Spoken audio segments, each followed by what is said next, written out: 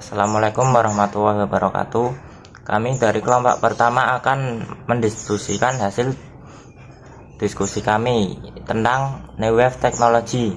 Saya Muhammad Maestro Zarois, NPM 01200786671. Dan saya Imam Ardiansyah, NPM 0120078661. Teknologi adalah teknologi yang memungkinkan konektivitas dan interaktivitas antar individu dan kelompok. Perkembangan teknologi informasi membawa perubahan dalam cara berkomunikasi. Internet menjadi media komunikasi efektif, efisien, dan murah. Kemajuan teknologi ini juga membawa perubahan bagi konsumen pasar dan pemasaran atau marketing. Teknologi ini disebut dengan New Wave Technology. Enterprise 2.0. Enterprise 2.0 adalah implementasi teknologi Web 2.0 di dalam suatu organisasi. Enterprise 2.0 telah terbukti dapat mendukung enterprise menjadi lebih kreatif, produktif, dan komunikatif. Klasifikasi teknologi dibagi menjadi dua kategori, yakni teknologi utama dan teknologi pendukung. Teknologi utama contohnya adalah social bookmarking, mass social voting, podcast, and blog. Sementara teknologi pendukung Enterprise 2.0 adalah forum, pesan instan, jejaring sosial, portal internet, email, dan sebagainya. Beberapa aplikasi yang menerapkan teknologi Enterprise 2.0 adalah Yammer, Live, Social Cache of Cater, Nextdoor, and Bigtrix 24. Khusus untuk Bigtrix 24, aplikasi ini menawarkan sistem informasi sumber daya manusia, yaitu Human Resource Information System atau HRIS, dan Customer Relationship Management atau CRM menggunakan penyimpanan cloud. Selain Enterprise 2.0, istilah lain yang digunakan untuk menggambarkan pemanfaatan Web 2.0 pada perusahaan antara lain Enterprise Social Software, Web 2.0 for Enterprise, dan Social Customer Relationship Management. Adapun kategori enterprise yang dimaksud di sini mencakup perusahaan multinasional, large enterprise, small medium enterprise, pemerintahan, hingga rumah sakit. Manfaat Enterprise 2.0. Dari hasil kajian pustaka yang dilakukan, beberapa manfaat utama dari Enterprise 2.0 adalah sebagai tool untuk kolaborasi, berbagai informasi dan pengetahuan, knowledge sharing, dan sebagai komunikasi di dalam enterprise. Selain itu, terdapat pula beberapa manfaat dari Enterprise 2.0, antara lain sebagai tool untuk networking, inovasi, produktivitas, pembelajaran, knowledge management system, observasi, dan partisipasi. Model adopsi Enterprise 2.0. Tantangan dalam mengadopsi Enterprise 2.0 oleh beberapa organisasi adalah keterbatasan alokasi anggaran. Selain itu, beberapa isu yang dihadapi adalah fungsional, skalabilitas, keamanan, kekurangan tenaga ahli, kestabilan, dan compatibility.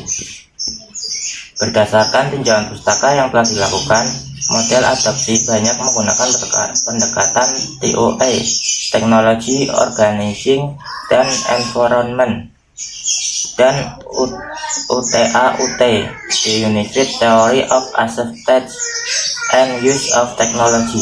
Usulan model adopsi sistem informasi tersebut digunakan pada aplikasi Enterprise 2.0 agar dapat meningkatkan jumlah adopsi pengguna, untuk menjadi pedoman dalam proses pengembangan aplikasi, dan untuk mendukung arah kebijakan manajerial.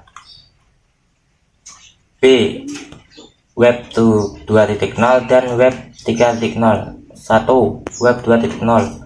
Web 2.0 adalah sebuah istilah yang dicetus pertama kali oleh O'Reilly Media pada tahun 2003 dan dipopulerkan pada konferensi Web 2.0 pertama di tahun 2004, merujuk pada generasi yang dirasakan sebagai generasi kedua layanan berbasis web seperti situs jaringan sosial, wiki, perangkat komunikasi, dan folksonomi yang menekankan pada kolaborasi online dan berbagai antar pengguna. 2. 2.0 adalah revolusi bisnis di dalam industri komputer yang terjadi akibat pergerakan ke internet sebagai platform dan suatu usaha untuk mengerti aturan-aturan agar sukses di platform tersebut. Prinsip-prinsip Web 2.0. Web sebagai platform, data pembagai pengendali utama. Efek jaringan diciptakan oleh arsitektur partisipasi. Inovasi dalam perakitan sistem serta situs disusun dengan menyatukan fitur dari pengembang yang terdistribusi dan independen atau semacam model pengembang open source. Model bisnis yang ringan yang dikembangkan dengan gabungan isi dan layanan akhir dari siklus peluncur atau release stage, perangkat lunak atau perpetual bit, mudah untuk digunakan dalam diadopsi user. 2. Web 3.0. Saat ini adaptasi Web 3.0 mulai dikembangkan oleh beberapa perusahaan di dalam seperti Scoundrel, Google, Co-ops, bahkan di Indonesia sendiri juga sudah ada yang mulai mengembangkan, yaitu Lilo Online, Lilo Community. Dalam era Web 3.0 mengembangkan spek interaksi sebuah web mulai dipertimbangkan. Web ini bisa disebut sangat care dengan kebutuhan kita karena menyediakan apa saja yang kita butuhkan. Bisa disimpulkan Web 3.0 adalah dunia virtual kita. Dia mampu memberi saran dan nasihat untuk kita di samping menyediakan apa yang kita butuhkan. Memang ini menjadi salah satu keunikan dari Web 3.0 karena konsep dasar yang digunakan adalah manusia dapat berkomunikasi dengan mesin pencari. C. The World is Flat. The World is Flat adalah judul buku yang ditulis oleh Thomas Friedman, rilis yang paling akhir, rilis 3.0, diterbitkan pertama kali tahun 2007. Buku ini memang populer pada waktu itu. Banyak pembaca yang telah memahami isinya. Tapi demikian pun paling tidak ini menjadi sebuah refreshing. The World is Flat adalah metafora. Dengan cara itu Friedman sedang menyampaikan apa yang sedang terjadi dalam 2 dekade terakhir sejak runtuhnya tembok Berlin tahun 1989. Dalam pandangan Friedman adalah beberapa sebab atau flattener yang mendorong The World is Flat terjadi. Berikut paparan ringkas interpretasi atas beberapa faktor flattener yang sangat penting. Runtuhnya tembok Berlin. Keruntuhan tembok Berlin memberi dampak pada sejumlah negara untuk memilih menjadi lebih liberal dan demokratis. Banyak negara yang sebelumnya lebih tertutup dan memproteksi dirinya serta menjalankan sistem perekonomian yang sepenuhnya dikendalikan oleh negara, membuka diri lebih lebar bagi investasi asing dan mekanisme pasar bebas. Walaupun banyak faktor lainnya dalam sisi analisis politik dan ekonomi, namun menurut Friedman, informasi yang tidak terbendunglah yang menyebabkan runtuhnya tembok Berlin. Seiring dengan perkembangan teknologi informasi dan telekomunikasi yang telah dimulai dari awal 1980, pesatnya lain informasi yang mampu menyebarkan kemana saja tak dapat dibendung. Teknologi informasi dan telekomunikasi saat itu seperti telepon, mesin fax, dan televisi menyampaikan segala jenis informasi hingga ke individu-individu warga negara. Kemajuan teknologi di bidang transportasi dan informasi telekomunikasi.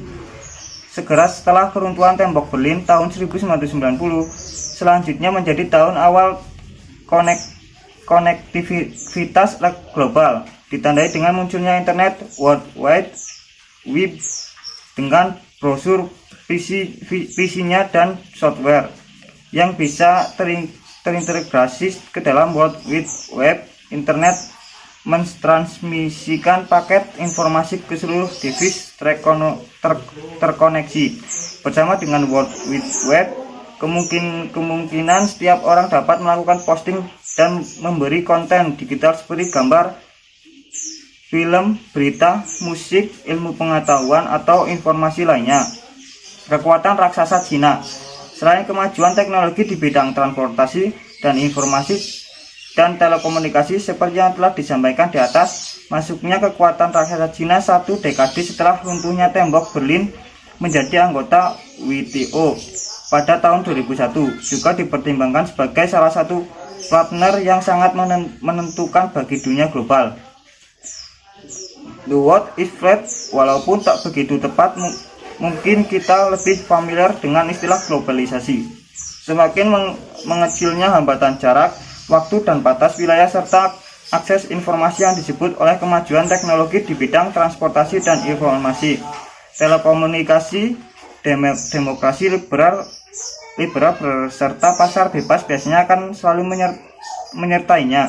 Karena itu mulai dari komoditas, produk, teknologi, keuangan, hingga sumber daya manusia dari berbagai negara dengan beragam budaya dan bahasa kita bisa menjumpai berada di sekeliling kita hari ini. Terima kasih. Bila ada kata-kata yang kurang jelas, mohon dimaafkan. Wassalamualaikum warahmatullahi wabarakatuh.